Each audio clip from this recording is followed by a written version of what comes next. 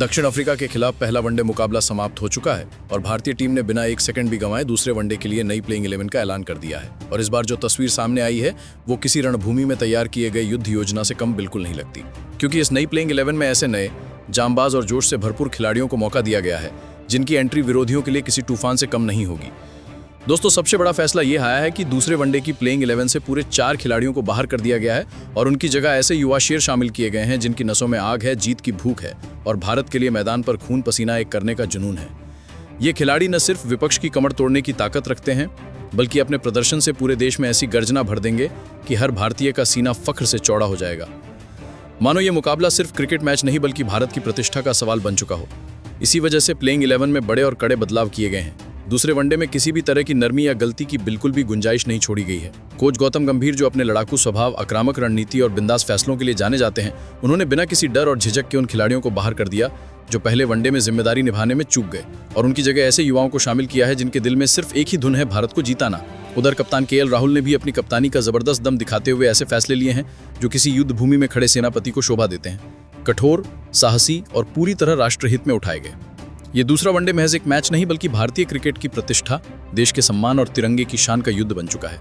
और इसी कारण टीम इंडिया की ये नई, धारदार और घातक प्लेइंग 11 दक्षिण अफ्रीका पर बिजली की तरह टूट पड़ने के लिए तैयार है। जैसे ही खिलाड़ी मैदान में उतरेंगे, हर गेंदबाज अपनी हर गेंद को दुश्मन पर छोड़े गए तीर की तरह इस्तेमाल करेगा। हर बल्लेबाज अपने हर रन को भारत की शान के लिए तराशे हुए हथियार की तरह खेलेगा और हर फील्डर अपनी हर छलांग, हर डाइव से ये साबित करेगा कि जब बात भारत की आती है तो हम पीछे हटने वालों में से बिल्कुल नहीं हैं। दोस्तों, आज का ये मुकाबला पूरे संघर्ष का निर्णायक मोड़ है। अगर भारत ये युद्ध जीत लेता है तो सीरीज भारत माता की झोली में होगी और तिरंगा एक बार फिर दुनिया के क्रिकेट मैदानों में शान से लहराएगा। इसलिए तैयार हो जाइए, क्योंकि भारतीय टीम की ये बदली हुई और भी ज्यादा खतरनाक प्लेइंग 11 दक्षिण अफ्रीका को घुटने टेकने पर मजबूर करने के लिए मैदान पर उतरने वाली है। अब दोस्तों, आज की इस वीडियो में हम आपको बताएंगे भारतीय टीम की पूरी नई प्लेइंग 11, साथ ही ये मैच कब और कहां खेला जाएगा। और अगर पहले वनडे में आपने विराट कोहली और रोहित शर्मा की धांसू पारी को दिल से पसंद किया था तो वीडियो को एक लाइक जरूर ठोकिए। चैनल पर पहली बार आए हैं तो सब्सक्राइब करना मत भूलना। भारत और दक्षिण अफ्रीका के बीच दूसरा वनडे मुकाबला 3 दिसंबर को दोपहर 1 बजे से खेला जाएगा।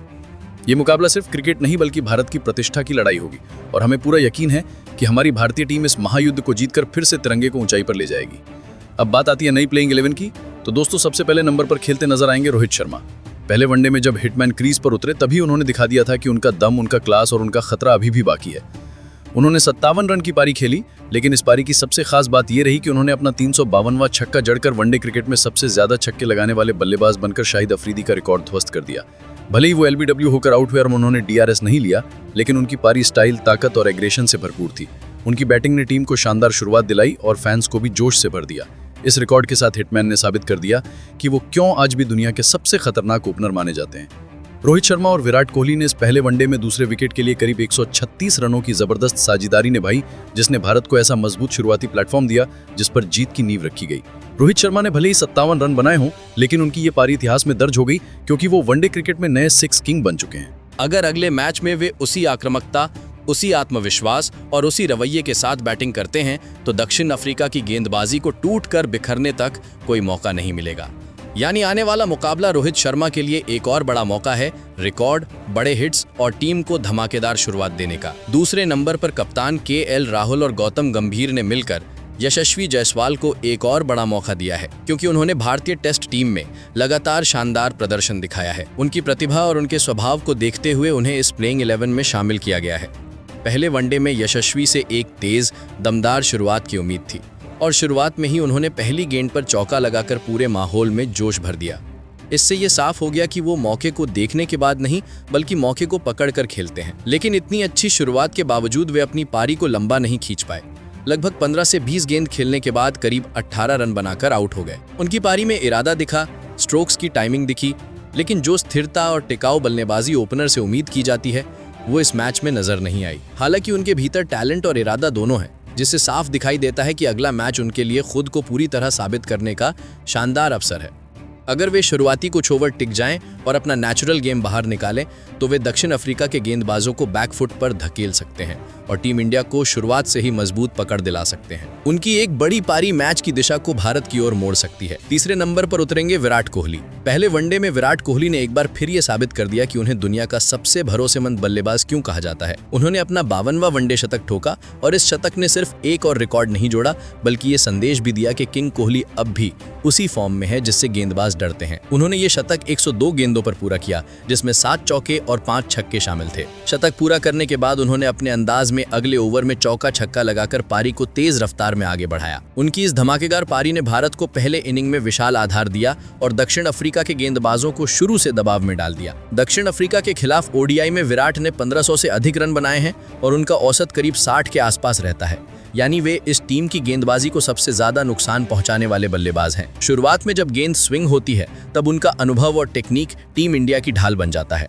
मिडिल ओवर्स में रन रेट को संभालना हो या आखिरी ओवरों में पारी को बड़े हिट्स तक ले जाना हो, विराट दोनों काम बेहद आसानी से कर लेते हैं। उनकी ऐसी पारी बाकी खिलाड़ियों में भी ऊर्जा भर देती है और गेंदबाज भी दबाव में आकर गलत लाइन लेंथ डाल देते हैं जिससे भारत को सीधे फायदा मिलता है।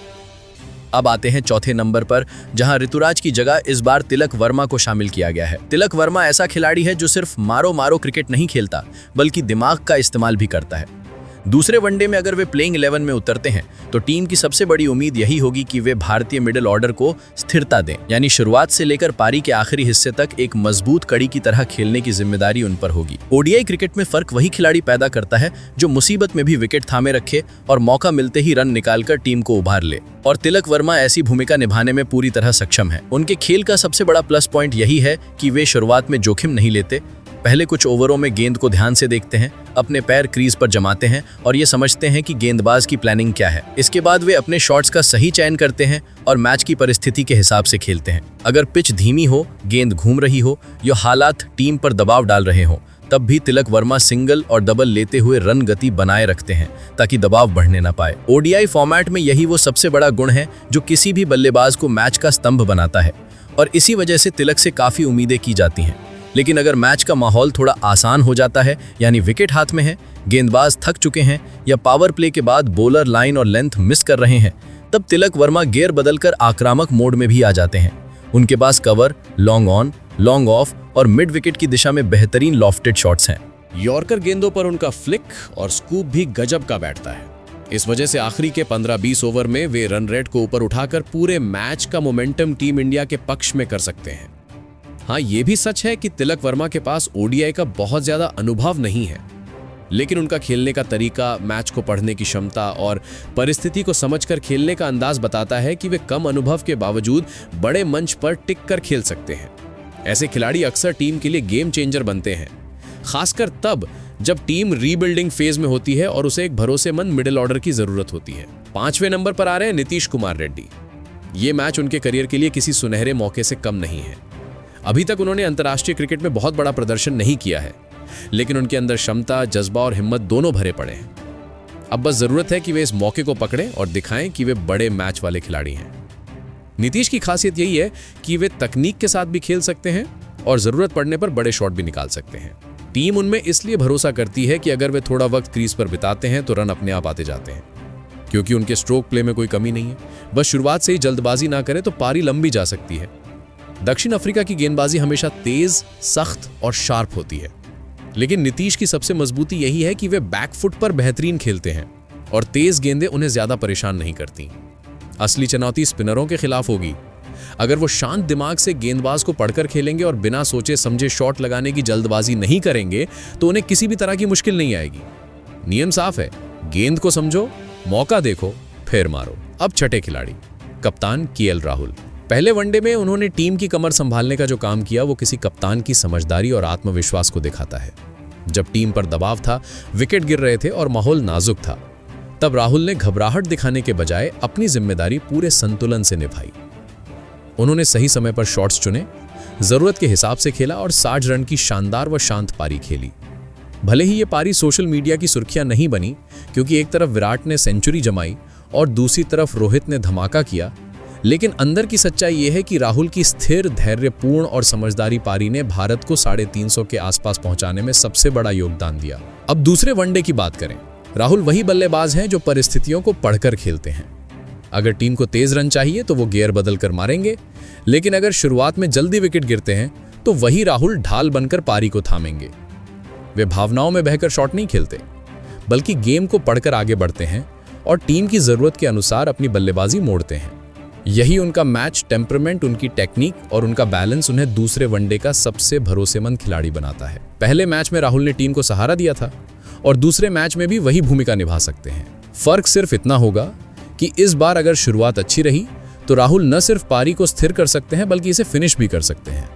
वे सिर्फ बल्लेबाज नहीं बल्कि कप्तान की जिम्मेदारी के साथ खेलने वाले खिलाड़ी हैं, और जब ऐसे खिलाड़ी क्रीज पर सेट हो जाते हैं तो गेंदबाज चाहे कहीं के भी हों, रन अपने आप निकलते जाते हैं। यही वजह है कि दूसरे वनडे में भी राहुल से वही शांत, मजबूत और भरोसेमंद प्रदर्शन की उम्मीद की जा रही है। 7वें खिलाड़ी इस टीम में रविंद्र जडेजा को शामिल किया गया है। पहले वनडे में टीम इंडिया ने 349 रन पर अपने 8 विकेट खो दिए थे। उस पारी में जडेजा ने 20 गेंदों का सामना करते हुए 32 रन बनाए। यानी ये कोई बहुत बड़ा ताबड़तोड़ विस्फोट नहीं था, लेकिन इतना जरूर था कि पारी को हल्का सा धक्का मिले, गति मिले और बीच के ओवरों में टीम को रफ्तार मिलती रहे। 20 गेंदों पर 32 का योगदान ना तो बहुत तेज था और ना ही बहुत धीमा। इसे आप तीखा लेकिन काम चलाऊ प्रदर्शन कह सकते हैं। लगा कि उन्होंने रन रेट में थोड़ी तरक्की जरूर करवाई, लेकिन फिर भी पारी पूरी पकवान जैसी नहीं लगी। थोड़ा स्वाद आया पर प्लेट अधूरी रह गई। इसीलिए जडेजा को यह जरूर देखना होगा कि पहले वनडे जैसी 20-25 गेंदों की छोटी सी पारी को अब थोड़ा और लंबा खींचें, क्योंकि मिडिल ऑर्डर को टीम इंडिया को स्थिरता देने की सबसे ज्यादा जरूरत है। अगर दूसरी पारी में मध्य क्रम में झटके लगते हैं और दबाव बनता है तो जडेजा पर तेजी से रन बनाने की जिम्मेदारी आएगी। ऐसे में जल्दबाजी में विकेट गंवाने का खतरा बढ़ जाता है। इसलिए उन्हें शॉट खेलने से पहले मैच की परिस्थिति देखनी होगी। अगर विकेट गिर रहे हों तो पहले इनिंग को संभालें और फिर मौका देखकर स्पीड बढ़ाएं। दूसरे वनडे में टीम इंडिया को जडेजा से सबसे बड़ी उम्मीद यही है कि वो पहले मैच जैसी कम लेकिन तेज पारी की बजाय इस बार थोड़ी लंबी पारी खेलें और मिडल ओवर्स में टीम को मजबूत सहारा दें। पहले वनडे में उनके 20 गेंदों पर 32 रन अच्छे तो थे पर अधूरे लगे। इसलिए इस बार उम्मीद है कि हालात सही रहे तो उनसे 40 से 60 रन की ऐसी पारी देखने को मिले जिसमें शुरुआत में धैर्य हो, बीच में स्पीड हो और आखिर में बड़े शॉट्स का तड़का हो। 8वें नंबर पर हर्षित राणा को शामिल किया गया है। पहले वनडे में जब साउथ अफ्रीका की पारी की शुरुआत हुई थी, राणा ने संघर्ष शुरू होने से पहले ही पहली बड़ी चोट दे दी। उन्होंने सलामी बल्लेबाज रिक्टन को 0 पर चलता कर दिया था। यानी मैच के पहले ही ओवर में दबाव बनाने का काम उन्होंने बखूबी किया। नई गेंद से उनका डॉट अटैक, उनकी स्किड और पहली ही गेंद पर विकेट लेने की क्षमता टीम के लिए एक बेहतरीन शुरुआत का कारण बनी। पहले मैच में उन्होंने शुरुआती झटका दिया था। अब देखने वाली बात यह होगी कि वो दूसरी पारी में अपनी स्पीड, स्ट्राइक और दबाव बनाए रखते हैं या नहीं। अगर हाँ, तो उनकी गेंदबाजी टीम इंडिया के लिए एक बड़ा हथियार बन सकती है। नंबर 9 पर कुलदीप यादव की एंट्री है। पहले वनडे में कुलदीप को मिडिल ओवर्स में गेंदबाजी का जिम्मा मिला था। उनका रोल था बीच में विकेट निकालना और रन रेट रोकना। हालांकि पहले मैच में वो उतने घातक नहीं दिखे जितनी उम्मीद थी, क्योंकि पिच और बल्लेबाजों की लय स्पिनर्स के लिए आसान नहीं थी। मगर उनकी सोच, उनकी स्पिनिंग, उनका एंगल और उनकी रणनीति देखने लायक थी। दूसरे वनडे में अगर परिस्थितियां अनुकूल रहीं और कुलदीप ने अपने अनुभव का सही इस्तेमाल किया तो वो मध्य ओवरों में दक्षिण अफ्रीका की जोड़ी तोड़ने, रन रेट गिराने और खेल का मूड बदलने में बेहद असरदार साबित हो सकते हैं। यानी अगली बार उनसे सिर्फ स्पिन नहीं बल्कि कौशल प्लस समझ प्लस दबाव तीनों की उम्मीद है। 10वें खिलाड़ी के रूप में इस टीम में अर्शदीप सिंह को शामिल किया गया है। नई गेंद के साथ शुरुआती 5 से 10 ओवरों में वो बल्लेबाजों पर बेहतरीन पकड़ बनाने की क्षमता रखते हैं। साउथ अफ्रीका की शुरुआत पर उनका ऑफ स्विंग और लेफ्ट आर्म एंगल बड़ा काम कर सकता है। अगर अर्शदीप 2 या 3 शुरुआती विकेट निकाल लेते हैं तो साउथ अफ्रीका की पूरी पारी उलझ सकती है और भारत को बड़ा फायदा मिल सकता है। 11वें खिलाड़ी के रूप में प्रसिद्ध कृष्णा को टीम में मौका मिला है। एक बार फिर से उनकी तेज गति, उछाल और लाइन लेंथ देखने को मिल सकती है। उनकी गेंदबाजी टीम को बीच के ओवरों में महत्वपूर्ण ब्रेक थ्रू दिलाने में अहम भूमिका निभा सकती है।